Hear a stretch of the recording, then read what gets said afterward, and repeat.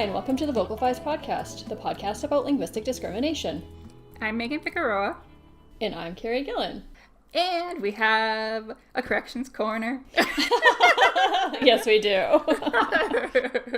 So first, actually, one of them I think is kind of old. We probably should have talked about last time, but it completely slipped my mind. Yeah. So Dr. Sarah Schulist actually messaged us and said, I have bougie. I'm a Canadian. I don't know if your French explanation makes sense. Mm-hmm. So then another Canadian chimed in and said, I have it now too, but I think it's new. And I strongly suspect that it's come in the last decade since I left. Yeah. So I still maintain that my argument is was the right reason originally. Yeah. But I could be wrong. I totally forgot that was even something we talked about. Yeah, it was a while ago now. Yeah.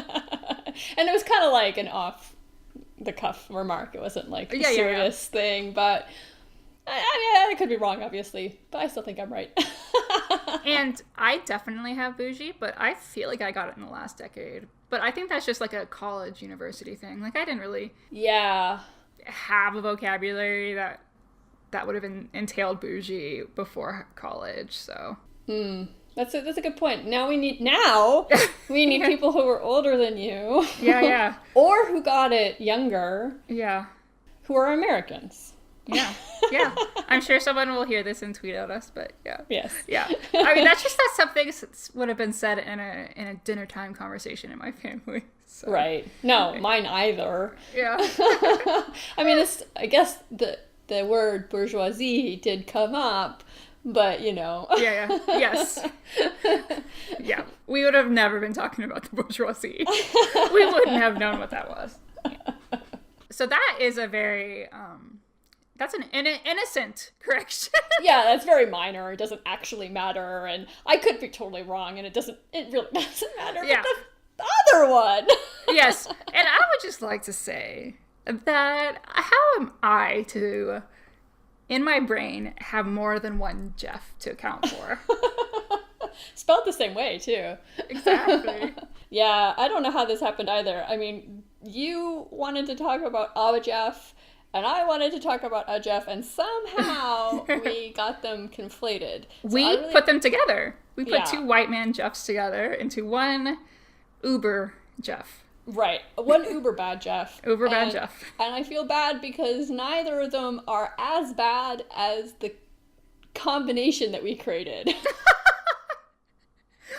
We're like Frankenstein. Yeah. So especially Nunberg, I'm really sorry. He actually does support singular they, and he's never been the one to say. Yes. I can't say it. It's the other Jeff, Pullum.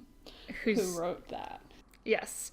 He was the one that can't seem to wrap his mind around a singular they and who dead named a former student. Yeah.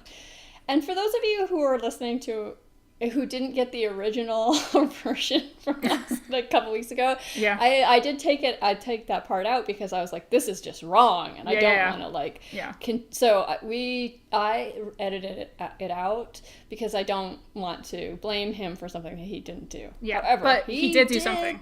Yes, he did continue, or maybe continue is the wrong word. He used the N-word multiple times in a language blog post. And this is Nuremberg. Yeah, Nunberg. Yes, and I just don't...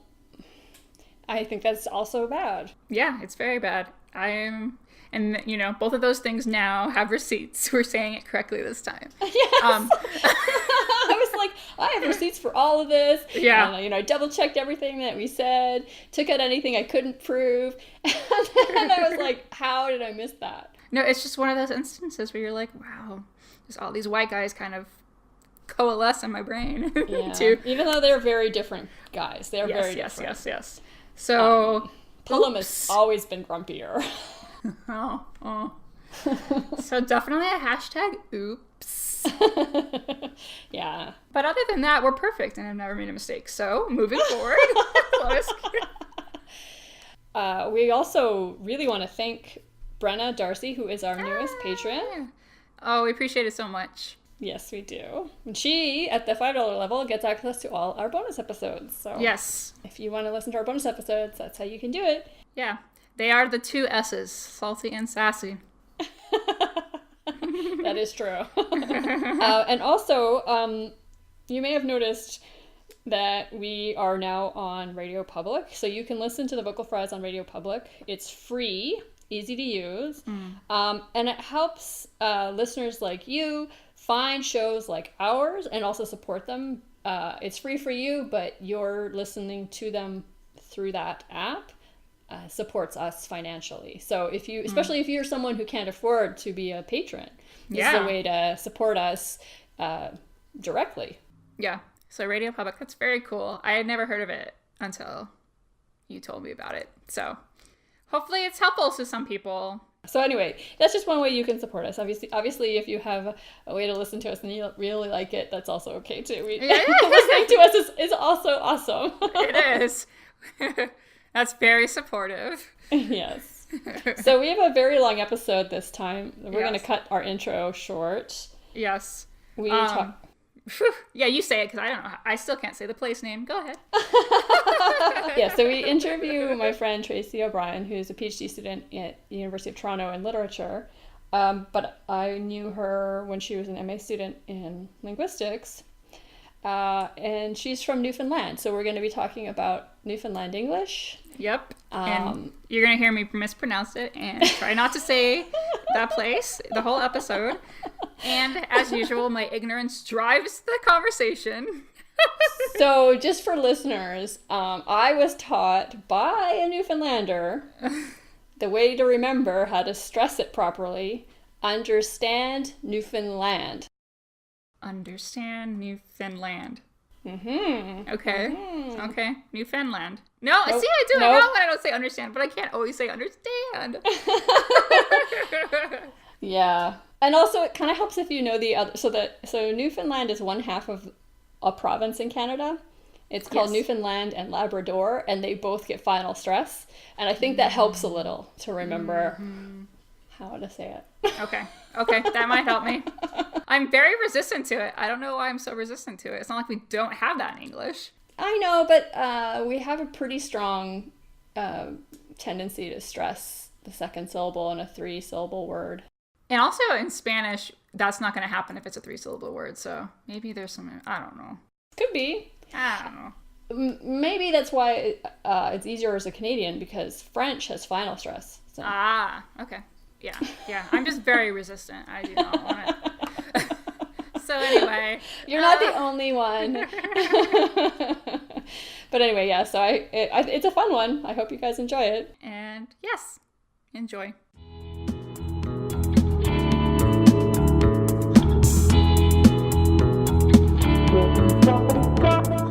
So today we have Tracy O'Brien, who's doing a PhD at the University of Toronto in literature, but I knew her way back when she was doing her linguistics. It wasn't that way back. Seems like a long time ago. When I first met you, it seems like ages ago. We're going to talk to Tracy about all things Newfoundland. Okay. And Carrie tried to teach me how to say this with the stress on the proper syllable, and I'm not very good at it, so I'm probably going to try to avoid saying it at all costs. Say it. I want to see what you do. I can teach you. Carrie's not even from Newfoundland, for God's sake. Try it, Megan. Say it. Newfoundland. No. Newfoundland. There, perfect. All right, that was it. Don't ever say it again. You just did it. I won't. That recording. That's gonna be it. Okay, perfect. I am recording it. Awesome. Okay. And also, are you freezing up there right now? Is it cold? No. Well, you're in Arizona, right? Yeah. So I think isn't everything cold compared to you? Yeah. I think it's 8 or 9 degrees. And that's but, Celsius. Yeah. It feels colder because it's windy, but it's always windy. It's the windiest place I've ever been to, by far. It's ridiculous. Yeah. I go to other places in Canada, especially Alberta. Oh, the weather changes here 4 times by lunch. I'm like, what do you mean? No, it doesn't. It doesn't. It goes up a degree. I don't know what you mean. Newfoundland, yeah, is ridiculous for weather. But that's it. We're in an island. And you're very far north, right? It's not that it's so far north. It's more that it's just in the middle of the Atlantic. It's the Atlantic, yeah, because I think we're probably parallel to is that right? Parallel to Toronto. Okay. I don't think we're that much farther north than but it gets colder there. So I spend half my time in Toronto now. Yeah. So I'm obsessed with the weather, and it's often colder there temperature-wise than here. Yes, definitely. But here we get the wind chill. Yeah. Okay. Yeah, right? I just want to situate our listeners because I am terrible at geography as an American. Oh, okay. So for the American listeners, this is where... Yeah. They're like, oh, Newfoundland, come for a way. Oh, Gander. No, I'm not in Gander. No, you're in St. John's right now, right? Well, actually, I'm an hour, about 45 minutes outside in Conception Bay North, in North River, where I grew up. Right, it's right. close to St. John's, but really way prettier. Yes. And I'm saying that so I can incite the townies to hear this. I mean, I think St. John's is very beautiful, but it's true. Like, you go outside of the city and it's even more beautiful. Yeah, it's ridiculous. Yeah, Newfoundland. And so it's a rural place where you are right now? Yeah. So it's along the coast, because if you look at a Newfoundland map, you'll see that all the communities there's just these little dots on the map all around the whole coastline of the entire province. Yeah. And the same, then you look at Labrador, and it's, along the coastline as well, with a couple of big centers, larger centers like Gander and Grand Falls in the center of the island. So there are communities going right across the middle as well. And anyway, but it's the fishery, right? So yeah. So what do we want to talk about? Let's talk about some language stuff. Yeah. Okay. I mean, there are so many things we could talk about. We could talk about like the different dialects of English, different settlement patterns, but it's basically up to you what you're most comfortable with talking about. Yeah, I guess we just go and see where things take us. Yeah. I think one of the questions you asked was about the term Newfie. Yes, if you want to talk about Newfie, let's start with that. So that's a personal thing, I think. It's very personal. It's funny. It's probably generational. I hate it. I hate the term Newf and Newfie, unless you're referring to a Newfoundland dog. Right. So if somebody says Newf or Newfie, I'm like, the dog, right? And it's because of the derogatory jokes that were made about Newfoundlanders by mainlanders that I grew up hearing, and my parents' generation would have grown up hearing even more so. So I don't. So that's what I don't like it. I'm like, if you're going to use that term, you better have earned it. So yeah. But I know a lot of people, it's a point of pride, and it doesn't bother them at all. And I think kids now, it doesn't bother them either, because the economy has changed and we have oil and people come here all the time, tons and tons of tourists from all over the world. And Fogo Island is a big deal, and a lot of restaurants in St. John's, Raymond's, the whales and the icebergs and all of that, right? So it's changed the connotations of the term for a lot of people. But I guess I'm just stubborn. Did it start out negative then? It was Yeah, very much so. So I grew up hearing those jokes as well, but I come from the you're a mainlander. Jokes. I'm a mainlander, but not only that, I'm from the exact opposite side of the country. They're very derogatory. They're incredibly derogatory. And you say the economy changed, so is it associated with poverty or class? It was. Okay. Oh yeah, poverty, huge. And dumb. Actually, So Newfoundlanders would have been poor and uneducated. Okay, and those two usually go together when people are being, an ism is coming out, right? Yeah, I feel. Yeah, absolutely. So, yeah. Okay. So when I hear that term, I'm not impressed. My back immediately goes up, right? Because I'm like, what are you going to say next? Yes. And then, and once you're finished probably saying something really wonderful about Newfoundlanders, I'm probably going to correct you on the use of that word, at least in my presence. But other people, like I say, are fine with it. And whatever floats your boat. That's a little Newfie saying for you. Newfie saying. Yeah, so, yeah. Yeah. Yeah. Okay. So that was the impression I had, that things were shifting with that term.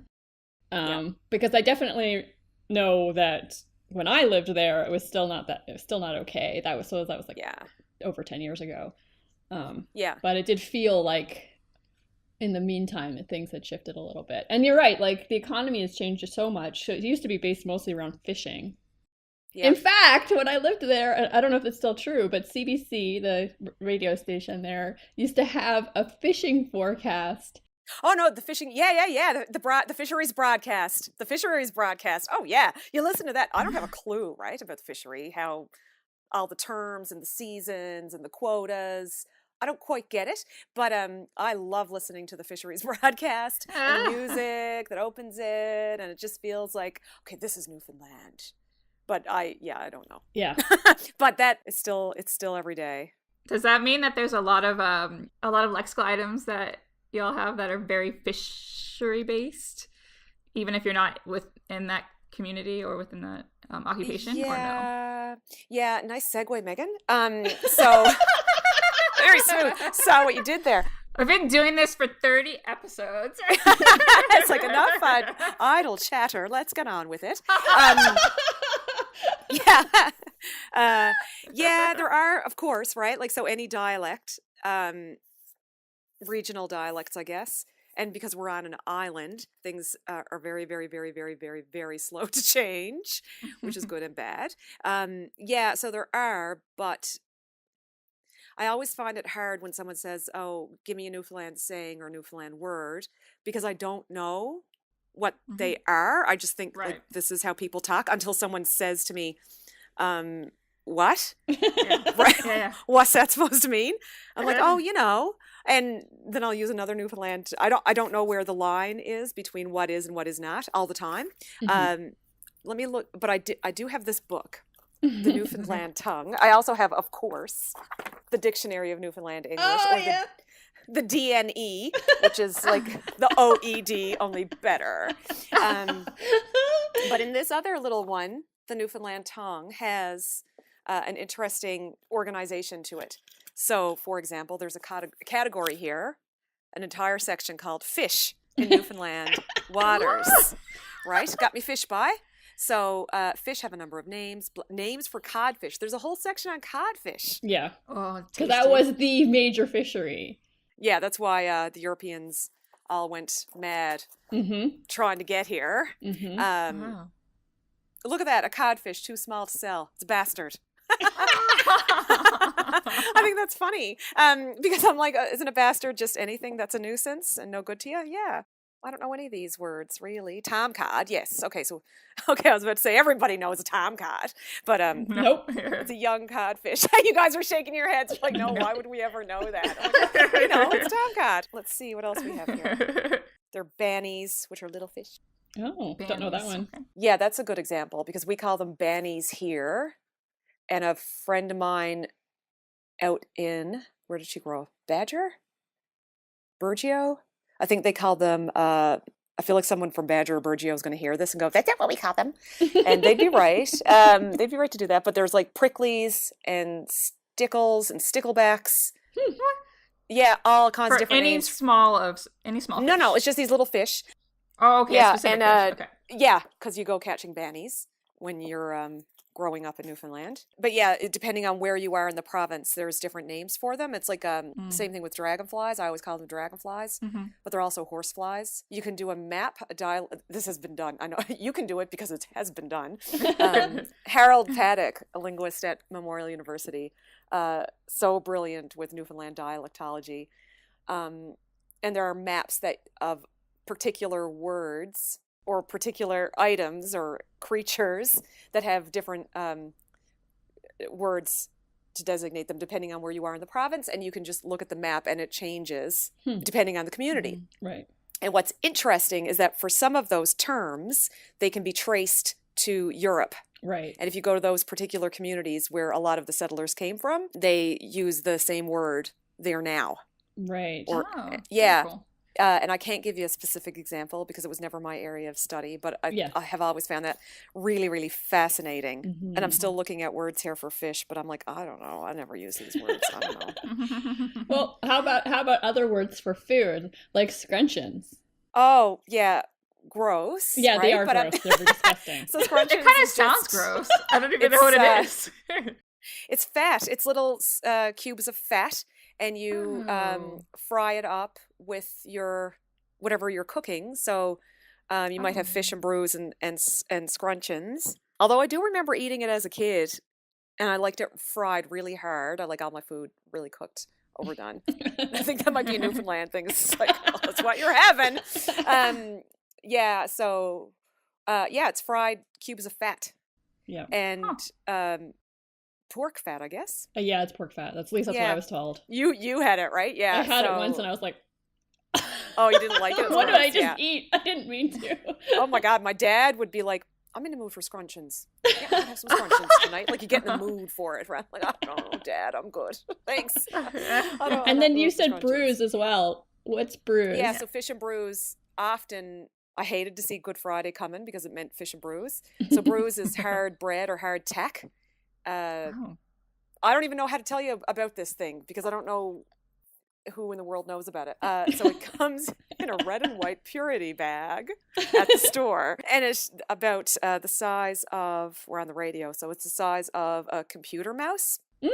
Yes. And it's very, very dry, dehydrated, hard as a rock bread.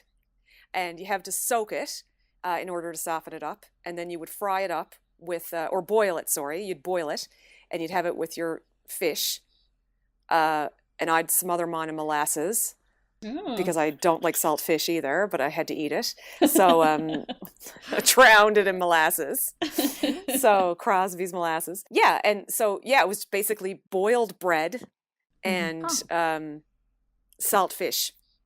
I totally thought you said fish and brews. I was like, oh yeah, fish and some beers, of course. Oh, no. I knew that's how it was going to be interpreted. So I was like, nope. I believe it's spelled B-R-E-W though. B-R-E-W-I-S. Yeah. Because I always thought it was brews. We say brews, right? Like B-R-U-I-S-E. Yeah. So it's fish and brews. And I thought it was brews because it's brown and white, like it looks like it's been bruised. I don't know. In my head, right? I had this all rationalized. But I used to eat it. I really like bread. So I would just eat it out of the bag. I would just break it into pieces and eat it. Go around on it all day. And you could, anyway. It's my childhood. Yeah. Oh, yeah. Salt fish. But yeah. The other thing I really remember is the cod tongues. Yeah, that's a thing people eat. And seal flippers. And never had that. I think the idea, and the cod cheeks. Oh, right. The idea being, I think, to not let any food go to waste. Yeah. Right? Plus, they're kind of meaty. I've never had cod tongue, cod cheeks, but they're meaty. Yes. I tried. So my father at Christmas Eve, would cook heart, pothead, which is brains, and pig's feet. Oh, yeah. Mexicans do that, too. Yeah, right? And I just feet. Look at it as using all the parts of the animal. Yeah. And blood pudding, but blood pudding was really wicked good. Like it was deadly that's good. Something that's in England, right? Yeah. Okay. Yeah. So it all comes over, right? It all you know, when they came over here, they brought all that with them, those meals, and some of it is still cooked by people who know how to cook it. So now it's like a novelty to have that, like, oh my God, blood pudding. Yeah. Like, well, yeah, you have it every Christmas, but I don't know how to make it. And I'm a vegetarian, so I'm like, oh yeah, I should. I guess I'm not supposed to make blood pudding, right? I wonder if there's a vegetarian version you could make. Yeah, it wouldn't be as good. But yeah, all right. But Dad would. There was white pudding and black pudding, and we had. So blood pudding to me was black pudding. I don't even know how they make white pudding. I don't know. But the black pudding was red blood, and because when it's cooked, it turns black. Yeah. Huh, interesting. I mean, I knew these things existed, but I never had them growing up, so. Yeah, because why would you? Well, right? My family is pretty British-ish, but they're just certain things. Only certain things survived, like roast beef and Yorkshire pudding. You mentioned, why am I here? Let me just segue again. You mentioned that you thought that it's about using all parts of the animal or fish or whatever. Again, does this go back to just like the struggle or poverty on the island? I think so, but I think these are things that, a couple of 100 years ago, when if you were here, you had what you grew. So there's lots of, so root cellars are a thing that are studied because we don't have them anymore. We don't people don't build them unless they're being nostalgic and want to do that kind of revive being self-sufficient. Okay. Because we have refrigeration and all that kind of stuff, right? So, but you would have had your own little farm area where you'd grow your vegetables, and then you'd have to store them in the cellar to get through the winter, right? And you'd salt the fish because then it would last. And if you had an animal that you killed, of course you tried to eat as much of it as you can, but I don't think that's not necessarily a Newfoundland thing. No, that's how everybody thing, right? used to be. Well, not that that's long how ago. Everybody used to be. Yeah, right. So self-sufficiency, that makes a lot of sense. Are there First Nations on the island? Yeah, so Mi'kmaq, the Beothuk, were all killed off.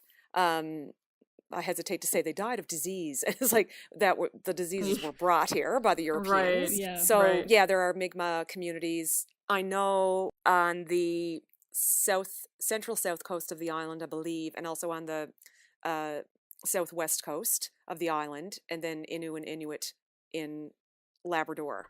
Mm-hmm. So as someone from like the south of the United States, being very far away from Newfoundland. No. Newfoundland? No.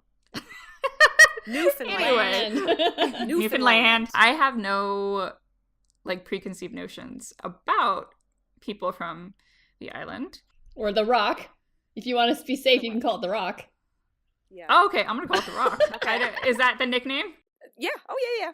Long before that Dwayne Johnson guy, might say. We were here first. You might say.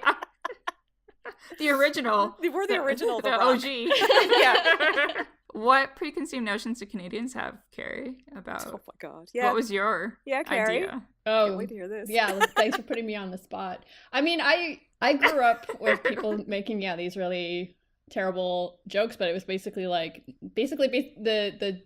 the joke was how stupid they are, which is really dumb, like really mean and not at all true. Interesting or true right. or any of it, right? Yeah. Like, so anyway, my dad, one of his coworkers, who was actually my roommate when I lived in St. John's, but she was in BC for a while, and I think she's back in BC now. But anyway, she was probably the first Newfoundlander that I ever met, and so like any preconceived notions were like blown to the water when I was a kid, right? So I heard the jokes, but I didn't absorb them.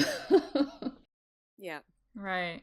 And so that's what you're familiar with, Tracy, is these. Well, I remember them. I couldn't even tell you one. No, me either. I just remember them and like, oh, so you're making fun of me, but you're the idiot. Yeah, exactly. So, it was just.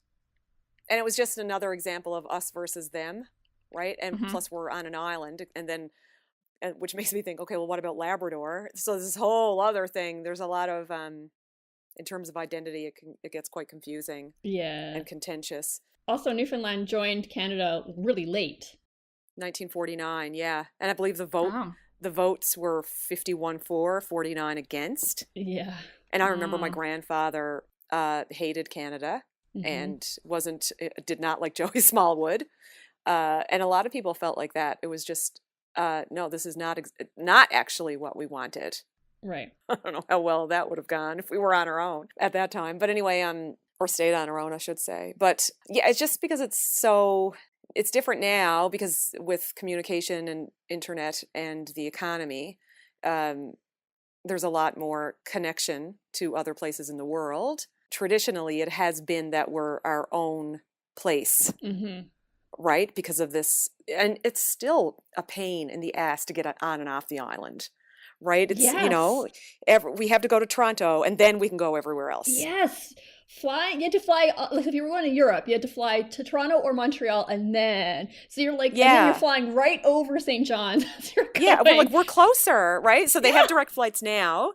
to some places. So it's opening up, right? But yeah, it's interesting here. It's still like I like to come home. So I'm home this week for reading break because I needed to get clear of the city. Yeah. And I just wanted it to be quiet. And I'm looking out now at the trees and the river, and it's like, oh, and the wind is so loud. It's so loud there. It's crazy. Yeah, so I could just think, right?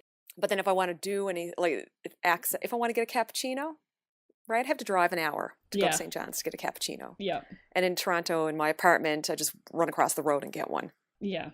These are called first world problems. Yes, oh my God. Really are. Yes. Oh, that was terrible. I sounded so pretentious. Like, oh, really? It's hard for you to get a cappuccino? Oh.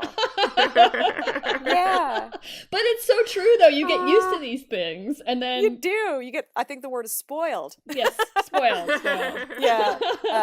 Yeah. But, okay, so we should talk more about language. Yeah. Yeah. When you're in Toronto, do people know right away where you're from when they hear you? No, people in Toronto think we're from Ireland a lot. That happens a lot. Sometimes they all know Newfoundland. Oh, it's, and they get very excited because they've seen Come From Away 3 times. Oh, I've seen Come From Away. I'm like, yeah, I haven't seen it yet. Oh, you got to see it. What is Come From Away? Newfoundland, the musical. You don't know what Come From Away is? Nope. Oh, I love that. How charming. It's a musical based on the events at Gander on 9/11.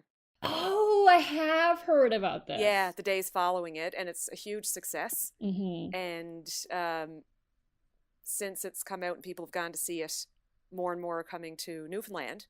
Right now, it's like, oh, Newfoundland is on my bucket list. Right now, I'm like, it's gonna be great when all of these people who are dying show up in Newfoundland because we're on their bucket list. It's like, we'd like for you to visit when you're at your best. How about that? Yeah. So.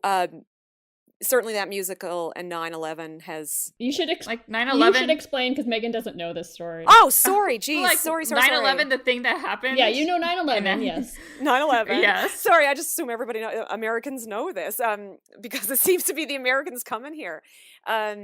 So when September 11th happened, I can't remember how many planes, a ridiculous number of planes were diverted to St. John's, but an awful lot were diverted to Gander, because there's an international airport there. And it's a tiny town. Gander's like small. Tiny.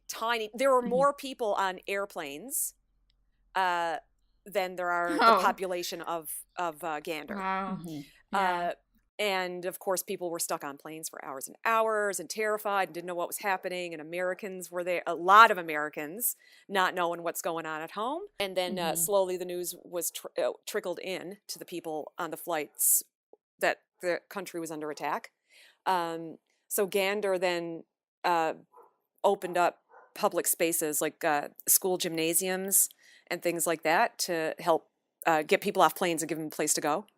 And people opened up their homes, and they quickly, the whole town organized itself to help the people on the planes. And because they were stuck there. Yeah, to give them food days. And clothing and beds and bedding and access to doctors and phones and TVs and internet and just everything, right? And apparently that's a big deal. But this is what you do as people, as human beings, like, how would you like to be treated? You just go do that, like, so right. Yeah, and since then a number of families have come back to Gander, especially around September 11th, and a lot of friendships have emerged, beautiful stories. And there's a girder from one of the towers in Gander that was sent up as a memorial. Yeah, and this anyway, in this musical, I can't tell you. I don't want to give you details I'm not sure about. So, but the musical came out of this, right? Two people got together, and I don't know what one does, and a musical popped out of them. I don't know, but yeah, and it's about the events at Gander. Yeah. Wow. Yeah, and it's been a huge success, and it opened up, of course, on Broadway, New York City. And of course, who loves music more than Newfoundlanders and New Yorkers? I don't know. True. You'd be hard pressed to find anyone who loves it more, but maybe as much, but not more. Right. Yeah, so very, very successful. And now it's playing in Toronto as well. But when they opened, I'm not sure about the New York show. I think some of the cast anyway did I can't remember what they call it, like a stage performance of it. So they just got up and read and sang the musical, I believe. I don't think they put off the whole thing, but I might be wrong about that. In Gander, which was lovely for the families and people. That's cool. That does sound really nice. Yeah. So as more and more people see the musical, I hear it all the time. Like, oh, I got to go to Newfoundland. I'm like, yeah, you kind of do. Like, it's pretty awesome. So, yeah, no, it is a really awesome place. Like you say, like the whales, the whales, the icebergs, the whales kill me. And then the people are very friendly, like very warm. Yeah. Very warm. And it's and then to get back to the language is like, what? It's great. I love it when people from away come because they're like, I'm sorry, what was that?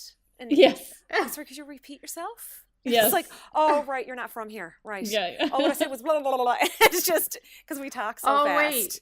Right? Did you just say come from away like you used it, but not like in the musical title? Yeah. That's just something you say. The title it's a comes normal from, phrase there. It's people that are from away or come from, we call them CFAs. It makes so much more sense. It makes so much sense. So they titled it after that because everybody on those planes were come from awayers. They're all CFAs, right? So there's mainlanders. Wow. Okay. The mainlanders are really people from Canada, the mainland, Canada. But a CFA can be anyone from anywhere in the world. That's how I think about it, right? So yeah. And when people come here from away, they encounter the language immediately and have to deal with that. Yeah. So most people talk quickly. That's a thing. Yeah. Yeah, we just do. I think we just talk and everyone else talks really slowly. It's like, oh my God, can you just speed up a little bit? I got places to be. Yeah, I would say, like, for me, most people in St. John's, I was totally, like, most of the time I understood, but every once in a while I would hear someone from, like, not St. John's. Yeah. And I was like, what? Is that English? Yeah. That's how different it is. The townies got a lot of time on their hands, right? So they can talk slower. They haven't got a lot going on. Yeah, it's true. And there are people. So I went to Branch a few years ago. It was just for a drive, and this is on the southeast coast of Newfoundland. It's beautiful. Beautiful. Anyway, and this fella comes.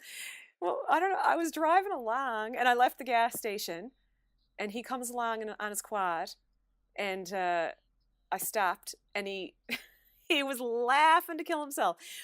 He was really jolly. I loved him. I have no idea what he said to me. And I asked him a couple of times. I'm like, and I looked at my friend who's from the mainland, and I said, man, I'm from here. I don't have a clue what he said. Like, I just laughed and nodded and said, yeah, that's right. And went on. Because I'm Newfoundland.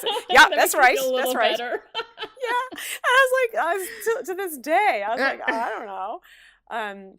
Yeah, but there are certainly dialects that it takes a bit of time for your ear to adjust, you know? And it's like, oh, I see what you're doing with your vowels there. Okay. Yeah. And you said laughing to kill himself. Yeah. That's a thing I've never heard. You don't say that? No. Oh. No. Yeah, it's definitely Newfoundland. Like, oh my God, I was laughing to kill myself. Or, oh yeah, she was laughing to kill herself. Or I dies. Right? I dies at you. It means you're really funny and I laugh at you a lot. I dies. It's like, oh my God, yes, he was dying. Yeah. Or so he was dying. I got, like, we could say things like that. Oh, like, yeah? He was laughing. Yeah, right? Yeah. He laughed himself to death, I could say. Right? Yeah. Yeah. Yeah. So I dies at that. It just means that you laugh at something. If you say I dies for that, it means that it's something you really like and really want. Like after a long night of partying, I dies for a McChicken with extra mayonnaise. That just means seriously, it's problematic. But it's something you Carrie loves mayonnaise, right? I know, it's a whole other issue. Yeah, so I dies at means it's something that makes you laugh really hard, and I dies for means it's something you really, really want, and you're dying for it. That's so fun. Yeah. That also reminds me that the S, the present tense there, gets used like all over the place in Newfoundland. Oh my God. So apparently this is an East Coast thing because my partner Ted is from the West Coast of the island. And so I will say if I do something, whatever I have a habit of doing. Oh my God. Okay. Yeah. So perfect example. My cell phone. I never know where my cell phone is. It's almost always in my hand or my pocket. But because I've always got it out, I'm always laying it down somewhere. Yeah. Right? Mm-hmm. And so I'll say to someone, like yesterday my friend was visiting and I think in the space of an hour, she looks at me, she's like, did you lose your cell phone again? Right? I'm like, yeah, I bees at that all the time. And it's right. Cause it's a habit. I'm like, I always bees at that. And Ted, he dies laughing at it. He dies.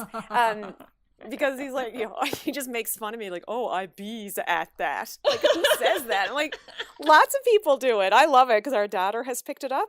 She's like, oh, I bees at that. I'm like, yes. I love it. That's awesome. Yeah, we do play with the verbs and the present tense. First person S. Yes. Yeah. So you're using that as a habitual marker. Well, the B would be the habitual, but the S would be just present tense, I guess. Right? Yeah. I love that. Yeah. Mm-hmm. Yeah, we put the S on first person. That's great. Yeah, or we plural as well. We loves it. Mm-hmm. We loves that. Yeah, I bees at that all the time. It cracks me up because I'm like, what do you mean? You don't say that? You don't speak proper Newfoundland English. I did not realize that there was this divide. I love it. Oh, there is. And the plural, second person plural is really variable in Newfoundland. So I know over around Marystown, they'll say yous. Mm-hmm. What are yous guys doing? Drives me crazy because it should be ye. What are ye doing? Right? Wow. Ye. Yeah. Nice. Fantastic. And I don't know who says plural you. Like I know we do because it's the standard English. Right. But when I'm just talking to people, I'm like, what are ye at? Or, well, what are ye going at? Or, I did not hear that. Oh, that's awesome. Come here. Yeah, you never heard ye? If I did, I just interpreted it as you, probably. I just didn't notice it. Yeah, plural you. And a lot of people will say yous. You, and I'm like, yous guys. I'm like, why would you say that? It's unnecessary. You've already got an S. It's redundant. It's ye guys, right? We won't talk about the redundancy in the way I do it, though. Like, that's so funny. Quite like the ye. I got to say, I'm really proud of that. Yeah, that's a good one. Oh, yeah. I also want to. Can you explain bye? Oh, for God's sake! I know it's tricky, but I think it's really important. A big part of Newfoundland English. So it is. So everybody wants to, when they visit, they always try to do it. Oh yeah, I can't do it. Few have succeeded. I don't like. Okay, so what do you at, boys? Like it's just, hey folks, hey guys. Like it's that, right? But we also tag it on to a lot of stuff, like yes, bye. Mm-hmm. I don't know what that is in CFA speak. You're having a conversation. And you're talking, and I'm telling you about my day, and something happened. What could have happened? Okay, we had an explosion at the Newfoundland distillery the other day. Let's talk about that. So the still exploded, and you would say, "Wow, really?" Right. And we would say, "Yes, bye." Right? Go on, bye. Oh. Like, yeah, it did. Yes, bye. And so it's boy. Right, it's that BOY, but we take out so it's B''Y, and people that are learning to say it or want to pick it up always struggle with what to do with the vowel or the diphthong, I guess, right? Yeah, it's diphthong. Yeah. Yes, bye, because it's not boy, right? So it's yes, bye. So it comes out so it's by, but it's not by, right? It's not yes, bye. It's yes, bye. Yeah. So it's almost like ba, except we go e at the end of it. So you cut it off. Right. So yes, bye. Yeah, I don't know how to tell you. You got to curl up the back of your tongue, and but it's also like all the guys like what are you at, buys? Right. Or like oh, don't mind them. That's just the buys. I don't know how do you want me to explain this, Carrie? No, that's good. I think that's good. Now that you said that it was from boy, I can hear it now. Like I didn't hear it before. but now I get it. Yeah, so you still get the E at the end of boy. You still get the E, but you drop the whole O part, and it's just yes, boy. So then it becomes like a word of exclamation, kind of, yeah, or so many things, or like camaraderie too. Is there a lot of it can be? Yeah. Okay. It's so very, it's multi-purpose. Love it. Very multi-purpose. Yeah. It's kind of like A in that way that you can use it in a lot of different ways, but yeah, we don't say A. That's a real Canadian mainland thing. Yeah, that's definitely a mainland thing. So another thing that I always thought was interesting, and I may fuck this up, so I apologize. Like, where are you at? I'll come where you're to. Is that right? That's a thing that people always say like that. But I'm like, have I ever really heard anybody say this in a sentence? Where are you at? Where are you? Where are you to? No, I'd say where are you to? Where are you to? Okay, so I did fuck it up. Okay. Yeah. So where are you to? So what are you at? That's why you got fucked it up, because it's what are you at, which means how are you? What are you doing? Hello, right? What are you at? And nothing by, what are you at? Right? Nothing, just it. So it's what are you at? It's where are you to? But I've never heard anyone say, even though it makes sense, where are you to? I comes where you're at, or stay or I'll come where you're at, or whatever. Like, right. It's just I'll be there in a minute, But we do say, or some of us say, I say it. Where are you to? Mm-hmm. Which is just where are you, right? Oh, yeah, it's just where are you? Yeah. We just like to stick prepositions on the end of everything. And I remember this in Alberta, Ryan Clint, who was at U of A when I was there, and he was always catching me. And especially with the prepositions, because I'd say, where are you to? And he'd look at me, waiting for me to finish, and I'm looking at him, what's wrong with you, Ryan? And he's like, where am I to what? I'm like, what? What? And because it's to something. Yeah. And like, no, it just means where are you? Right. Where you to? Right. So yeah, we do that. We like to stick our prepositions at the end. Yeah. Yeah. It's hard when you're not used to it. Like, my brain always goes yeah. What are you doing? We're just standing there looking at you. Yeah. I wonder, so right when we got on the Skype call with you, I understood you completely. I had no trouble understanding you. Is that, of course, like, do you have what you would, like, what some people would call, like, quote unquote thick accent? I don't think so. No, not compared to some people. Yeah. It's especially from smaller towns. Yeah. Okay. Yeah, they'd have a thicker accent, but you'd still understand them. Right. There's no trouble understanding them, which is why it's dialect, not a language.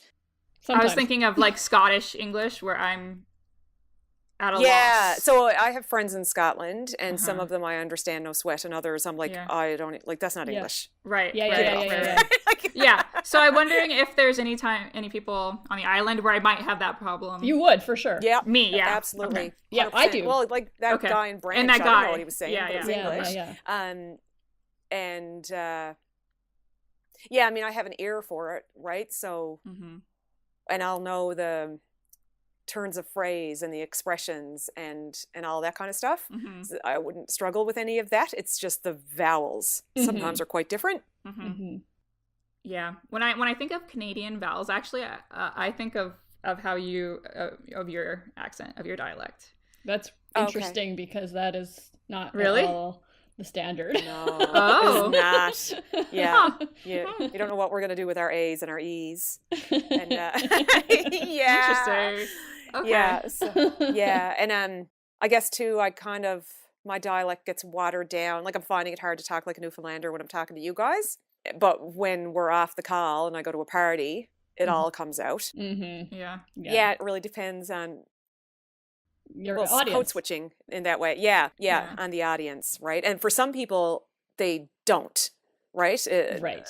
Which has always fascinated me. Some people switch automatically and can just drop the accent altogether, and others won't.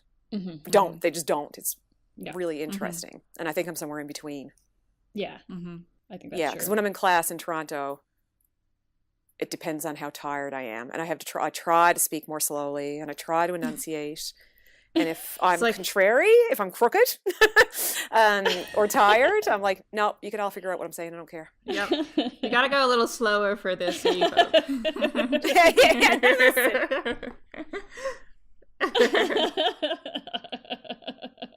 But yeah, I can hear that. I can hear why people think Irish. Now I do definitely hear it.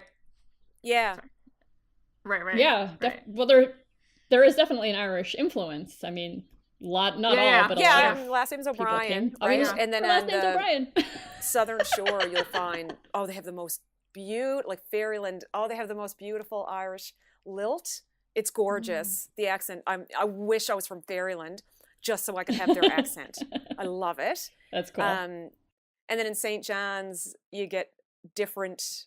Again, you get a different dialect. And then on the West Coast, there's more French influence. Right. Ah, okay. It's very, very French, interesting. But it's there, right? I forgot about French. So is there a lot of folks that speak French? So there's communities there where they'll say things like, "Oh, I get my groceries every Saturday," because they'll do that French thing like "moi je blah blah blah." Yeah, and I know there are better and more examples of that, but I don't have them because I didn't grow up there. But people that have grown up there have given me interesting examples of how the French is incorporated into the English. And actually, there's a part of France that's just south of Newfoundland. Yeah, as well. Saint Pierre Miquelon. What? Yeah. Okay. Yeah. It's French. It's France French, not Montreal. Yeah, it's actually part of France. Wow. Yeah. What do you think would have happened if you didn't become part of Canada? Were you just you weren't part of France ever? No, we were independent. It was independent. Okay. And Britain would have been. Yes, that makes sense. Okay. Picking up the slack. So yeah. I don't know what would have happened. Okay. It's really hard with these counterfactuals. I know, you know? Yeah. Yeah. So is French looked upon as prestige kind of language on the island, or? I don't think so. I think it's just another language. Yeah. That's nice. So the island is English, right? And so Saint Pierre and Miquelon is French because they're France. It is France when you go there, and it's also France when you don't go there. It's just France. So. Yeah, so my daughter is in French immersion. It's not every school that has French immersion available. In St. John's, you can do it from kindergarten, but out here, it's late, so you can't do it till grade 8, I think is when she started with that. No, 7. Okay. 7. Okay. And then she can continue it in high school. But it's just, it's Canada, right? So it's the other language. Yeah. From our perspective, apologies to anybody from Quebec, it shouldn't be looked on as the other language that it is. But it kind of is, yeah. You know, so, yeah. But I mean, I might be a different case. I studied French in university, and I'm studying English literature. I did linguistics. I love languages and language and all use of language. I find it all fascinating. I love dialects. So I don't even know if I'd be aware if there was some kind of or I don't know what kind of way it's looked at. Right. Right? I know that there's this idea that if you're in French immersion, the smart kids are in French immersion. Yeah. But at the same time, some of the kids are getting, have a 99 average, and they won't do French immersion because they want to keep that 99 average for scholarships. Yes. Right. There's that presumption that language learning is hard. Immersion's hard. But that's not about French. That's about language learning. That's misconceptions about language learning, right? Yeah. So when I had Aaron, one of the problems with moving home was because we were in Alberta at the time. I was like, in Edmonton, we could put her in Cree immersion. Ooh. Yeah. Right? She could do Mandarin immersion. Yeah. Her day home provider spoke Urdu. Yeah, so I'm not the best person to answer the question about. Yeah, but I think you would still know if it was really looked down upon. Yeah, I guess it's not because there's no racial animus like or anything. Yeah, the animosity is not there because the population's not here. Yeah. Right? Yeah. Like I get it when I'm in Ontario. I hear the disparaging remarks about French and Quebec. Right? Yes. And I'm like, what? Like, oh. Yeah. And then there's some students in my cohort who are from Montreal. And they're like, oh, I guess if you like Toronto. I don't really like Toronto. I think it's hilarious. I love how much they hate each other's cities. It's so amazing. I think it's priceless. I was like, oh, I love Montreal. Like, No, I love Toronto too. Oh, I love Newfoundland. I just love all these cities. So I know, me too. They're all fun. great. Yeah, yeah. And yeah, anyway, so that's why I think here is like you're just doing French immersion. And of course you are, like, Mm-hmm. and that's it. Yeah. It's like, oh, okay, can you tell me what that says? It doesn't matter. But there's no other, there's no animosity around it that I'm aware of. Again, I don't know. It's in St. John's where there's a French school. Is there any animosity? I don't know. Different population. So yeah, can't speak to it. So then The Rock is composed of mostly European descendants then? Yes. Okay, so you don't got the racial animosity. Yeah, it's like I don't even need to think about that. Yeah. It's yeah. It's very white here. So then you say that any sort of discrimination based on linguistics would be class-based? Yeah, and social. So when I was growing up, I know it was preferable to speak a standardized English.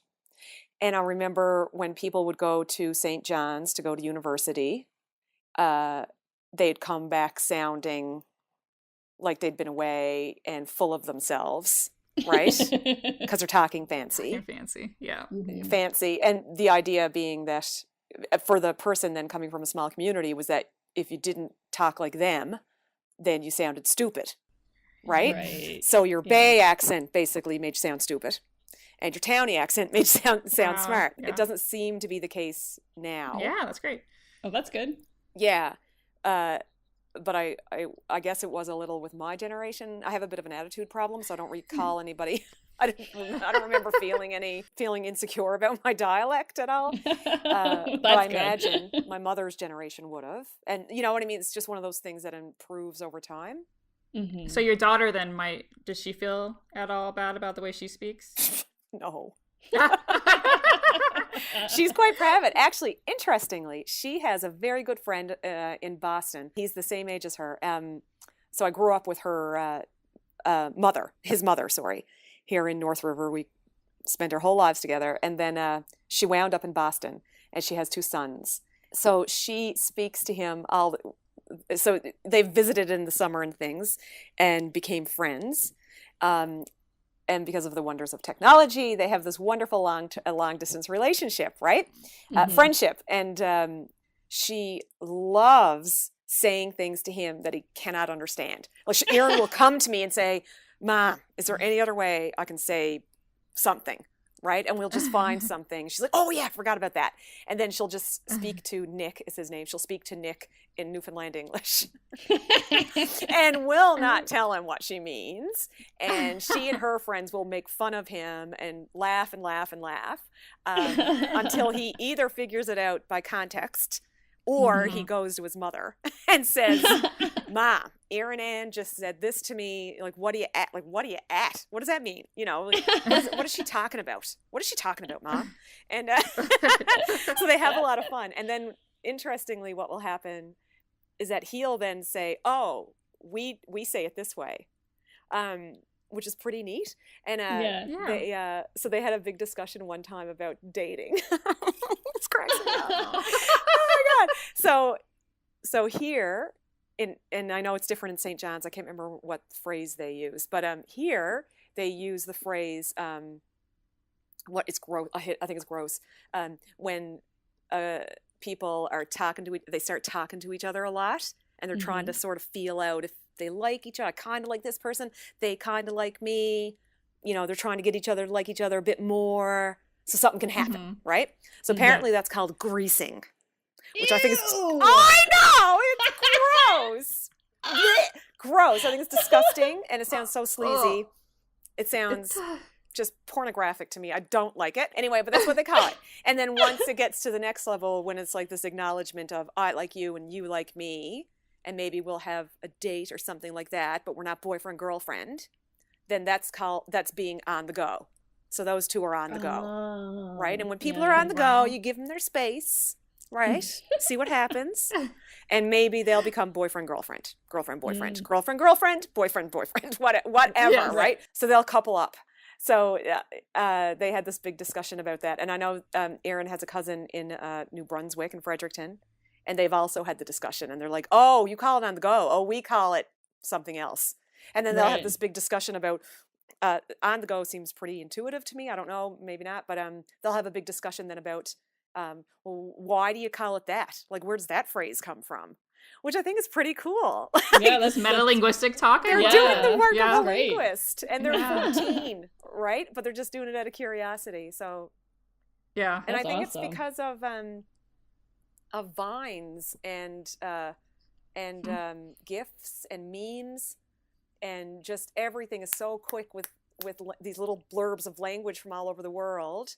And everybody wants a huge audience, and it picks up, and they figure out what stuff means through context, and then they can share it with each other, and it's really neat. I think it's very, very cool. Yeah. I'm really pro internet, so pro social media because of the sharing. As well. I have a little bit of problems with some of the things that have happened, but but the arseholes are everywhere. I'm like, we're not letting them take it down, because there's so much good that can happen. Yeah, for sure. The younger generation is doing amazing things with the internet. So I have one more word that I always think about when I think about Newfoundland, and it's not even that exciting, but it's just different from what I know. So blocked, because you're full. It's like really busy. Oh, Blocked. Okay. So some people say I'm blocked because they ate too much. Oh, that I didn't know. Yeah, wow. I don't, because I think it sounds disgusting. Don't think about that too deeply. Right. I say I'm stuffed to the gills. So there's a fish word for you. I don't have gills. I like stuffed to the gills. But that's nice. I'm stuffed to the gills. We even say that in BC too. Do you? But we also have fishing culture. But you have fish, yeah. Of course you do. You should say it. Not as much as Newfoundland, but we definitely. Well, because we eat too much. But anyway, yeah, blocked. Oh yeah, when it's really busy, like Christmas time at the Avalon Mall. Right? The Avalon Mall. I forgot about the Avalon Mall. Like, fuck that. She's gonna be blocked. Or Costco. Blocked. Yeah, that's true. Can't find a parking spot there today, boss. She's blocked. Yeah. Yeah, blocked is true. Do you want me to give you some of the phrases I wrote down? Sure, yeah. Okay, you tell me the ones that you already, like, oh yeah, everybody says that. This is one that confuses, so my friend who grew up in Bobcaygeon and spent years in British Columbia, and I met her in Alberta. So everybody, I think, correct me if I'm wrong, says things like, that drives me up the wall. Yep. Right? Would you also say, well, oh my God, that drives me? Nope. Really? Oh, okay. I can't say that. So what she loved was that one day we were there and I was really frustrated. I said, that's it, because I was sick of something. I was done. Right? I'm frustrated. I'm finished with it. And I'll say, no, fuck this. I'm drove. That's it. I'm drove. Anyway, so she lost it. She's a poet as well. And she's like, oh my God, I love that. I'm like, you love what? She's like, things drive people up the wall, but I love that you're completely done. So you're finished driving up the wall. You're drove. Like, you're finished. I'm like, yeah, I'm drove. That's it. Like, it drives me. I've been driven. I'm drove. Yeah. I love it. Yeah, or he drives me. And you don't need to say anything else. So we cut off that end part. You don't say up the wall. That's a mainlander thing. Okay, interesting. Yeah, I'm drove. Yeah. I say that a lot. I don't know what that says about my life. I'm drove. When you have a good time at something, like you have fun, you go to a party, or even if you don't, even if you're just at home, sitting around the table, having a drink and you're laughing, and later you might talk about it and say, oh, we had some time. Do you say that? Nope. No. Oh, you just say you had fun? Yeah. Oh my God, boss. It's terrible. Yeah, that's another thing. Actually, the use of some is different in Newfoundland, and I never figured it out. Oh, we had some time. It means we had a lot of fun. Or I'm some hungry. It's like yeah, I'm some hungry. Oh, quantitative. What's it called? It's a quantifier. Yeah, quantifier. Right. Well, we had some time. We had a lot of time. Was it like fun. an I'm some hungry. I'm really hungry. Yeah, it's an intensifier. Thank you. Yes. I'm going to write that down. Jesus, I can never remember that word. Intensifier. Yeah. So it's an intensifier for the most part, I think. Yeah, it is. Yeah. Do you call, no, this is of guys in particular, who are a little too full of themselves and they're a little cocky. Do you call them bucko? Do you have a word bucko? No, but I have heard the term. Bucko. We use bucko, but not, actually, no, we do. I do. I have that. Okay. You have bucko? Okay, because Ted calls a lot of the guys that come around bucko. And it cracks me up. So to me, bucko sounds really old-fashioned. Like, I don't think I would ever say it. Yeah, it is old. Yeah. But I Or at least I think I would understand it. Yeah. Yeah. Well, you would, because he'd be like, huh, oh yeah, look at Bucko. Look at Bucko coming up on the bike.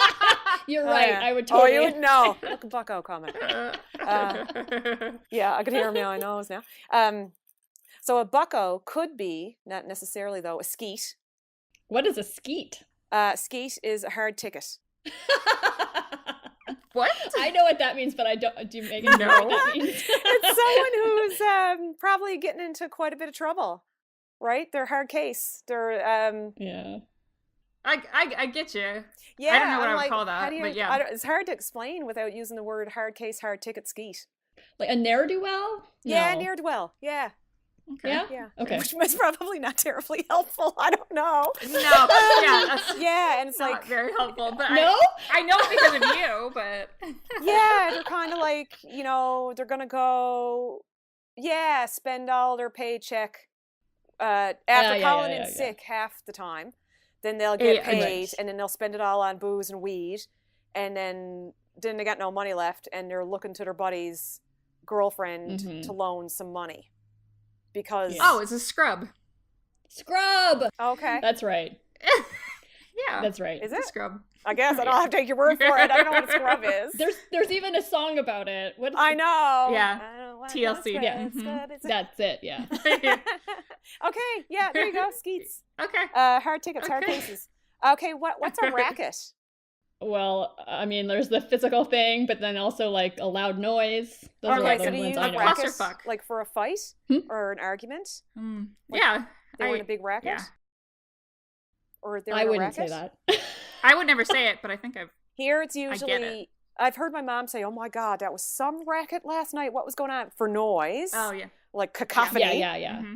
But usually when people say racket, it means someone's in a fight. Like, oh, you don't want two of them, they're always in a racket. It means they're always arguing or they're always fighting. Yeah. Okay. Okay. I really love that word, racket. I think that's perfect. It's a good one. It is. So I don't know if this is a Newfoundland phrase or not, but Erin's little friend who lives across the road, her little friend, she's also 14, her best friend. Whenever I say this to her, because she'll do something stupid because she's a teenager, she cries laughing, right? So I'll look at her, I'm like, She dies. She dies. I'll look at her and I'll be like, oh my God, you haven't got sense, God give a cat. And she'll just lose it. Do you know that one? No. But I understand what it means. You know what I mean, right? You haven't got sense, God give a cat. And yeah, she dies. Windy enough for various things. To blow the sugar out of your tea. That's a good one. Is it because it's so windy there? Wait. Oh my God, it's so windy here. Enough to blow the sugar right out of your tea. Yeah. That's funny. It's blowing But a is that gale. like to take the wind out of your sails? No, it just means it's blowing a gale. Yeah. It's so windy. Oh. Yeah. Oh. Like okay, take your breath away. Yeah, okay. it's so windy. Okay. When someone says, "Oh, take your breath away," we don't mean so beautiful. It means like it's so windy you can't breathe. Somebody who can fix anything. Just one of those people that are super handy and can fix anything. Yeah. Can put the arse back in a cat. That's not? You don't know that one either? Okay. No. Put the arse back in a cat. So my townie friend says that all the time. I love this one. When things start to fall apart, there's good sayings for this. One of them is everything's gone to pot. That one I know. That one. You know that one? Okay. Yeah. The other one I love is the arse is out of her. Nope. Don't We know love that talking one. The about arse is out of. arses. The arse Is out of where? Her. The arse is out of her. The arse is out of her, but you wouldn't say It's that. always her. It's always her or Er. It's never him. No. Or My them. God, no. Okay. Everything's Oh. her. It's very gendered language. The arse is out of her. Yeah, so when it all falls apart and the distillery blew up, it's like, oh my God, boys, the arse is out of her now. So, yeah. Oh my God, I gotta remember these. I gotta start using them. I'll send you the notes. Oh, someone who's really crooked looking. Mhm. They're like grumpy and crooked looking. You'd say, what's wrong? I can hear my mother saying this.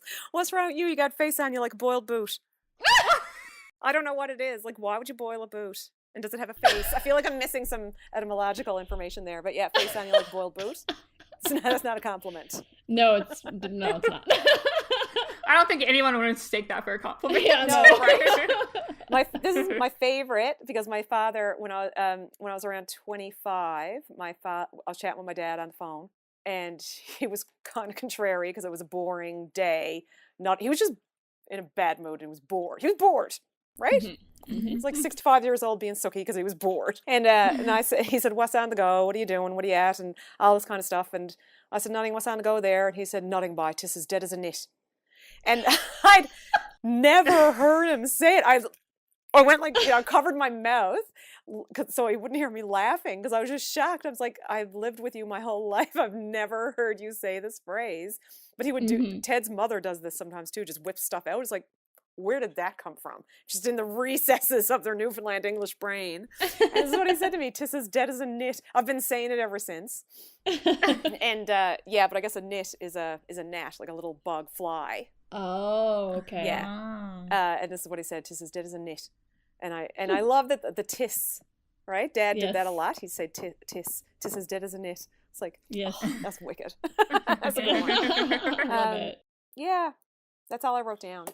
That's a lot. That's fantastic. Great. Thank you. Yeah. Well, look at the size of this dictionary. The possibilities are endless, right? I know. It's like the OED, but better. It is, and exactly.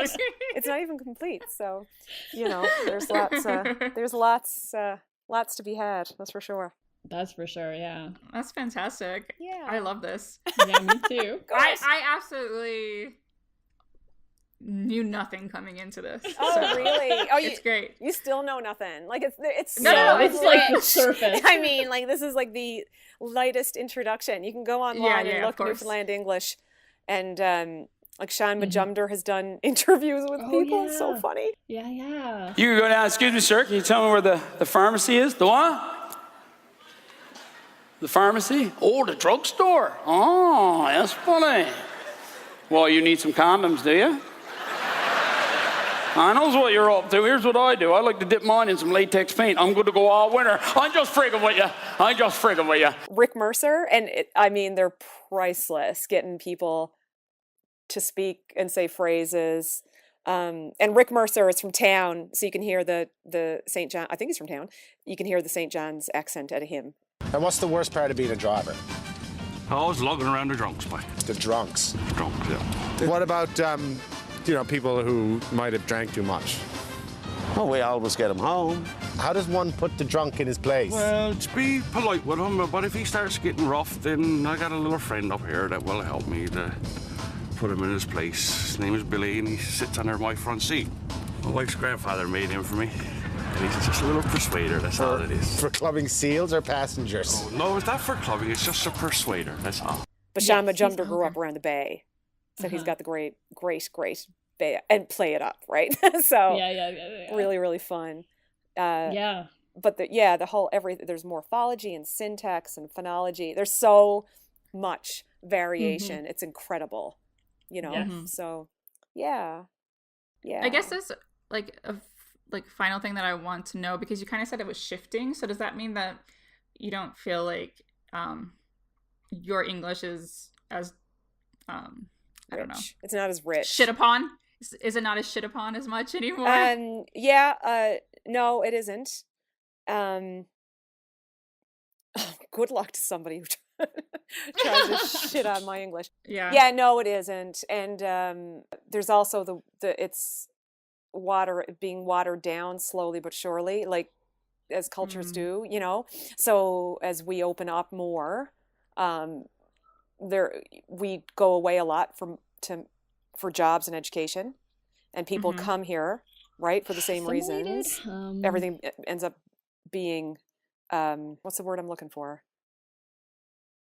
Yeah, kind of an assimilation. Saturated, but that's not what Yeah, it's like an assimilation. We're all to each other, right?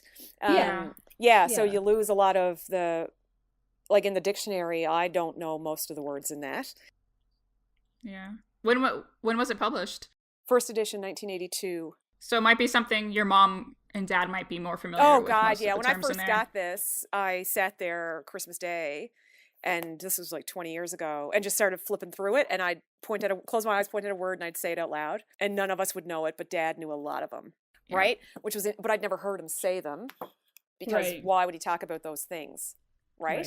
Right. So when Dad lived in North River, they had a horse and buggy, and his father helped build the railway here, right? Railway doesn't even get used anymore; it's gone now.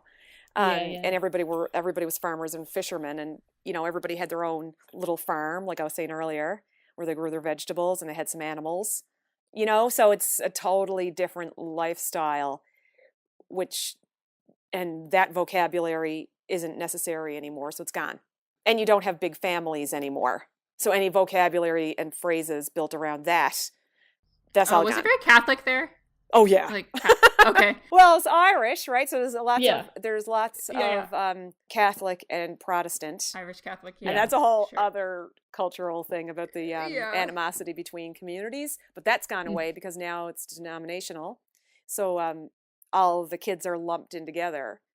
Okay. Well, I'm glad that people don't shit as much on your dialect as much. Yeah, I'm glad too. I'm glad now it's gone the other changing. way. It's everybody would like to. People try to speak like Newfoundland. It's become this fetishization almost, which I'm also not fussy on. I don't like, but what are you gonna do? I kind of feel like you either get one or the other. You get one or the other, right? It's what does Mom always say? It's I say this all the time to Aaron.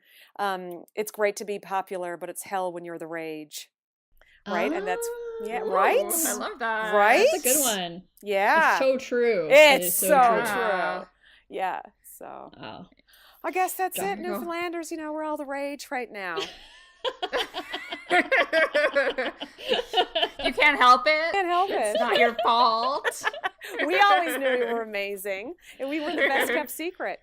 It's wow. True. Yeah. True. Well, you're about to get broadcast to a lot of people. Yeah. And now more people are gonna know. Yeah.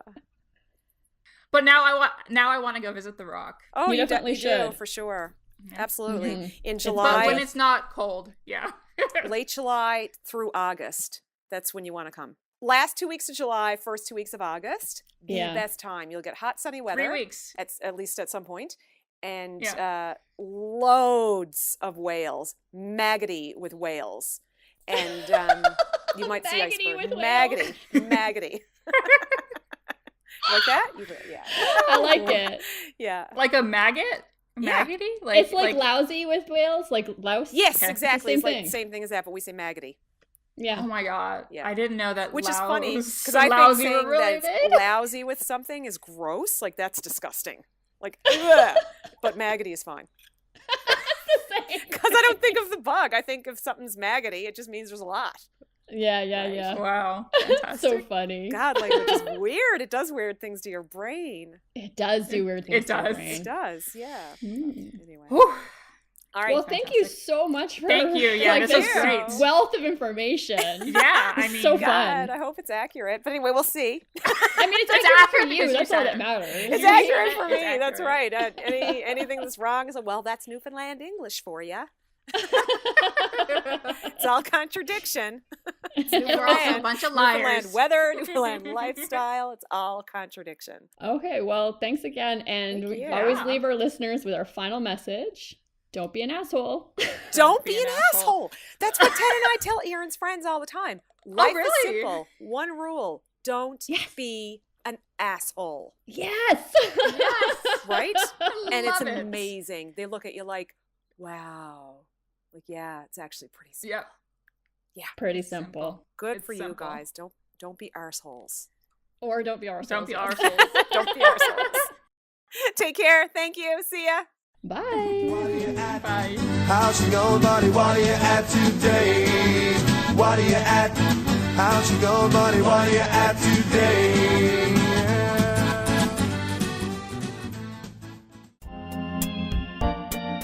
The Vocal Fries podcast is produced by Chris Ayres for Halftone Audio. Theme music by Nick Granum. You can find us on Tumblr, Twitter, Facebook, and Instagram at Vocal Fries Pod. You can email us at vocalfriespod@gmail.com.